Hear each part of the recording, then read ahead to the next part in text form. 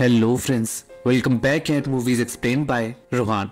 आज मैं 2023 में रिलीज हुई एक Hollywood drama film dog gone को एक्सप्लेन करूंगा। ये फिल्म एक डॉग और एक फैमिली के बीच के अनब्रेकेबल बॉन्ड को दिखाएगी जो आपकी आंखों को भी नम कर देगी। एंड मोस्ट इंपॉर्टेंटली ये फिल्म एक ट्रू इंसिडेंट पे बेस्ड है जिसके बारे में हम वीडियो के एंड में बात करेंगे, तो एंड तक जरूर बने रहिएगा। तो अब बिना देरी किए बढ़ते हैं मूवी एक्सप्लेनेशन की तरफ। फिल्म की शुरुआत होती है वर्जीनिया यूनिवर्सिटी के खूबसूरत कैंपस से, जहाँ हमारी मुलाकात होती है फील्डिंग और नेट नाम के दो टीनेजर से जो बहुत ही अच्छे दोस्त थे। हर दिन की तरह आज भी वो लोग फ्री टाइम में अपने लंच को एंजॉय कर रहे थे, लेकिन तभी फील्डिंग की नजर किसी चीज पर जाती है जिससे उसका पूरा मूड ही खराब हो जाता है। एक्चुअली फील्डिंग की एक्स गर्लफ्रेंड थी जिससे फील्डिंग बहुत प्यार करता था, लेकिन इस लड़की ने फील्डिंग को छोड़ दिया और उसके बाद फील्डिंग का दिल पूरी तरीके से टूट गया था। पर सरप्राइजिंगली आज भी वो इस लड़की को भुला नहीं पाया है। ऊपर से उसके बॉयफ्रेंड को देखकर उसे और भी खराब लगने लगता है, लेकिन नेट अपने दोस्त को संभालता है और उसे समझाता है कि अब उसे मूव ऑन कर लेना चाहिए और कुछ नए एक्सपीरियंस को फील करना चाहिए। और शायद डेस्टिनी को भी अब यही मंजूर था, क्योंकि तभी फील्डिंग की नजर एक लड़की और उसके डॉग पर जाती है जिनके बॉन्ड और खुशी को देखकर फील्डिंग को भी उसकी खुशी के बारे में पता लग चुका था। एक्चुअली आज फील्डिंग ने भी एक पेट एनिमल को अडॉप्ट करने का डिसीजन ले लिया था। उस लड़की और उसके डॉग को देखकर फील्डिंग को समझ आ गया था कि एनिमल इंसानों से कितने अलग होते हैं। अगर वो उन्हें प्यार देते हैं तो बदले में उन्हें उनसे दुगना प्यार वापस मिलता है, ना कि उसकी गर्लफ्रेंड की तरह जिसने उसके प्यार को कभी समझा ही नहीं। लेकिन नेट उसकी इन बातों से काफी परेशान हो गया था। उसे समझ नहीं आ रहा था कि फील्डिंग उस पेट का ध्यान कैसे रखेगा जबकि वो खुद का ही ध्यान नहीं रख पाता है। उनकी बातें चली रही थी कि तभी फील्डिंग की नजर एक डॉग पर जाती है तो फील्डिंग उस डॉग के पास चला जाता है। एंड सरप्राइजिंगली पहली मीटिंग में दोनों के बीच एक अलग सा कनेक्शन बन गया था। अब फील्डिंग वही करता है जो उसका दिल उससे करने को कहता है।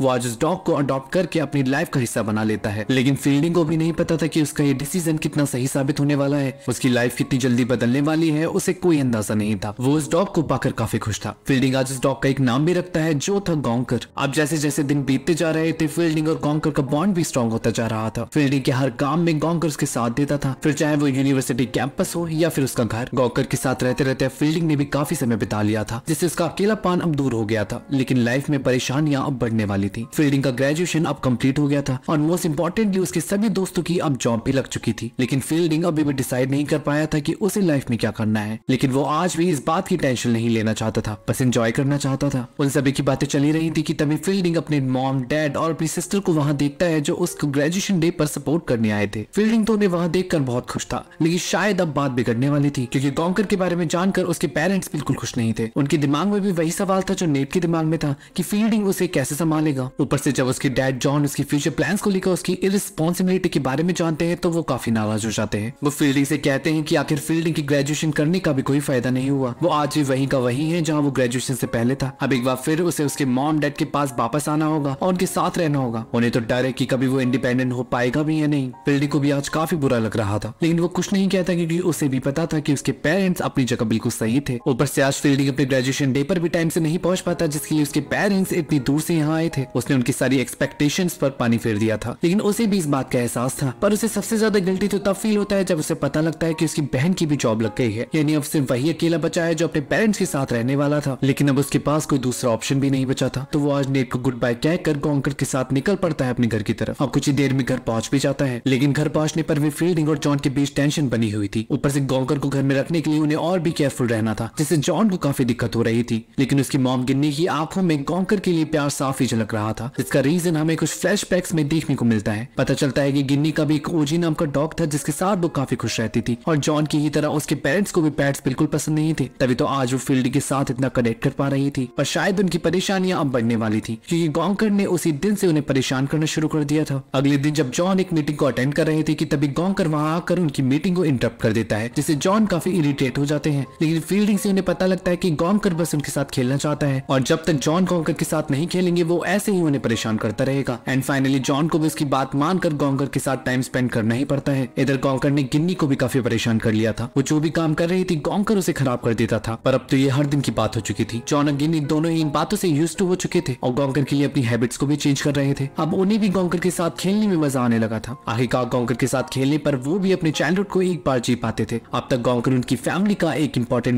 मेंबर बन चुका था। किसी को यकीन नहीं हो रहा था कि जिसको लेकर वो लोग इतने परेशान थे वो ही उनकी लाइफ में एक नई खुशी को ले आएगा। फील्डिंग से ज्यादा तो जॉन और गिन्नी गॉन्कर का ख्याल रखते थे। जब बाहर मौसम खराब होता था तो गॉन्कर कहीं छुप जाता था, तो ऐसे में जॉन ही उसे शांत कराता था। गिन्नी भी गॉन्कर का पूरा ध्यान रखती थी, लेकिन अब उनकी खुशियां ज्यादा देर तक टिकने वाली नहीं थी। आज जब गिन्नी गॉन्कर को स्वीट्स खाने के लिए देती है तो गॉन्कर उसे नहीं खाता, जो सच में ही काफी वियर्ड था, क्योंकि गॉन्कर को तो स्वीट्स काफी पसंद थे। ऊपर से चेक करने पर उन्हें पता लगता है कि गॉन्कर ने तो अपने कल रात का भी खाना नहीं खाया है। लेकिन सबसे परेशान करने वाली बात तो तब होती है जब फील्डिंग उसे खेलने के लिए कहता है, लेकिन गॉन्कर अपनी जगह से हिल भी नहीं पाता। इन सब चीजों से ये तो क्लियर हो गया था कि गॉन्कर बीमार है, तो वो लोग तुरंत गॉन्कर को लेकर डॉक्टर के पास आते हैं। गॉन्कर को इस हालत में देखकर सभी की हालत खराब हो गई थी, लेकिन डॉक्टर भी उन्हें बहुत बुरी खबर देती है। वो सभी को बताती है कि गॉन्कर को एडिसन्स डिजीज है, जिससे वो काफी हद तक इन्फेक्टेड हो गया है, क्योंकि ये बीमारी उसे अभी से नहीं बल्कि बहुत समय पहले से है। बहुत ही कम चांस है उसके बचने की। फील्डिंग को तो काफी बुरा लग रहा था कि क्यों उसने पहले कभी गॉन्कर पे ध्यान नहीं दिया। इनडायरेक्टली उसने अपने डैड की रिस्पॉन्सिबल होने वाली बात को प्रूव कर दिया था, लेकिन इसमें बेचारा फील्डिंग भी क्या ही कर सकता था। वो तो अब बस जल्द से जल्द गॉन्कर को अपनी आंखों के सामने देखना चाहता था, जो बहुत ही जल्द पूरा भी हो जाता है। अगले दिन जब फील्डिंग और उसके पैस हॉस्पिटल में गॉन्कर से मिलने जाते हैं तो उनकी खुशी का तो ठिकाना ही नहीं रहता। गॉन्कर सरप्राइजिंगली रिकवर कर गया था, बस अब हर महीने उसे एक इंजेक्शन देना पड़ा करेगा।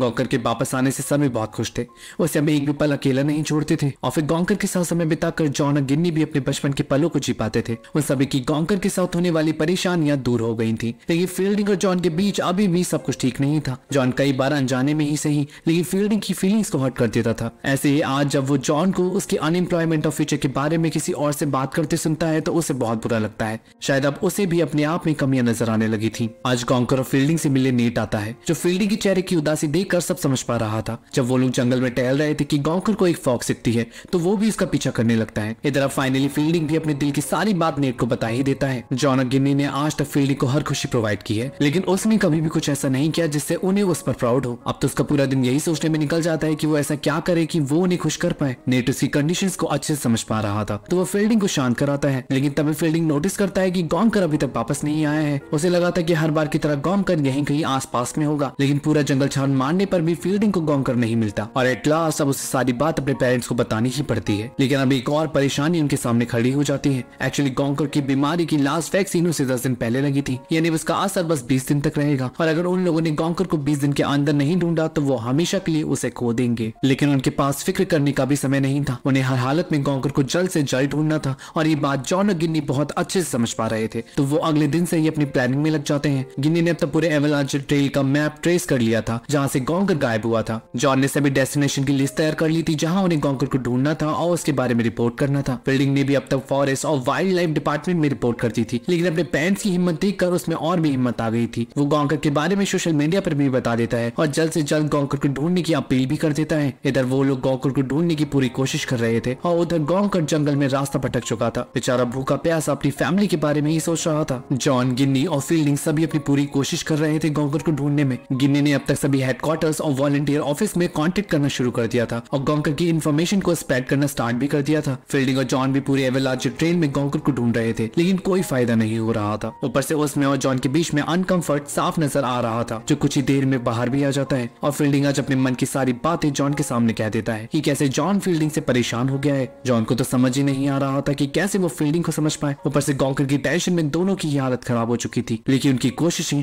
अब रंग लाने लगी थी। गिन्नी को आज वर्जीनिया न्यूज़पेपर के एडिटर का कॉल भी आता है, जो गिन्नी के इमोशन से काफी इंप्रेस हो चुका था, जिसे गिन्नी ने अपने लेटर के जरिए उसके सामने रखा था। गॉन्कर के लिए गिन्नी के प्यार को देखकर वो गिन्नी की हेल्प करना चाहता था। वो गॉन्कर की मिसिंग न्यूज को अपने न्यूज़पेपर में पब्लिश करने वाला था, जिससे वो जल्द से जल्द गॉन्कर को ढूंढ पाए। ऊपर से उनके नेबर्स भी गॉन्कर के मिसिंग पोस्टर पब्लिश करने वाले थे। ये सब देखकर सभी बहुत खुश थे, सभी उनकी इतनी मदद कर रहे हैं। ये सब देखकर किसी को भी इस बात पर यकीन ही नहीं हो रहा था। पर इधर गॉन्कर की हालत और भी खराब हो चुकी थी, काफी वीक हो चुका था वो। ऊपर से फील्डिंग और जॉन की कई बातों पर बहस बढ़ती जा रही थी, जिससे आज फील्डिंग कुछ देर के लिए बाहर वॉक पर निकल जाता है। लेकिन तभी उसे एक लेडी मिलती है जो उसे गॉन्कर को ढूंढने के लिए एक एडवाइस देती है। वो उसे बताती है कि अगर वो गॉन्कर के किसी साथ रहने वाले डॉग को उस जगह पर लेके जाए जहाँ से गॉन्कर गायब हुआ था, तो वो डॉग जरूर गॉन्कर की स्मेल को पहचान कर गॉन्कर को ढूंढ सकता है। फील्डिंग को भी यह आइडिया अच्छा लगता है, तो वो अपने नेबर के डॉग यूरी की हेल्प लेने का डिसाइड करता है, जिसके साथ गॉन्कर खेलता था। अब तक वो लोग यूरी को लेकर पूरे एवलांच ट्रेल में गॉन्कर को ढूंढ रहे थे, लेकिन कोई फायदा नहीं हो रहा था। गॉन्कर उन्हें कहीं नहीं मिल रहा था, पर उन लोगों ने अभी तक हिम्मत नहीं आ रही थी। ऊपर से हर कोई उनकी इस काम में मदद कर रहा था, जिससे उन्हें और हिम्मत मिल रही थी, जो शायद आज काम भी आती है। कोई लेडी उन्हें गॉन्कर के किसी एनिमल अब्यूजर के पास होने की खबर देती है, जिसे सुनकर फील्डिंग और जॉन दोनों ही उस जगह पहुंच जाते हैं हैं, लेकिन वो खबर भी झूठी साबित होती है और आज एक बार फिर उन्हें खाली हाथ ही वापस आना पड़ता है। लेकिन इस सब में फील्डिंग ने अपनी हालत काफी खराब कर ली थी। उसने खाना पीना सब कुछ छोड़ दिया था, पर उसकी कोशिशें अभी भी बरकरार थी। ऊपर से वर्जीनिया न्यूज़पेपर के आर्टिकल और फील्डिंग के सोशल मीडिया पोस्ट पूरे देश में वायरल हो रहे थे। लाखों लोग उनकी इस लड़ाई में उनका साथ दे रहे थे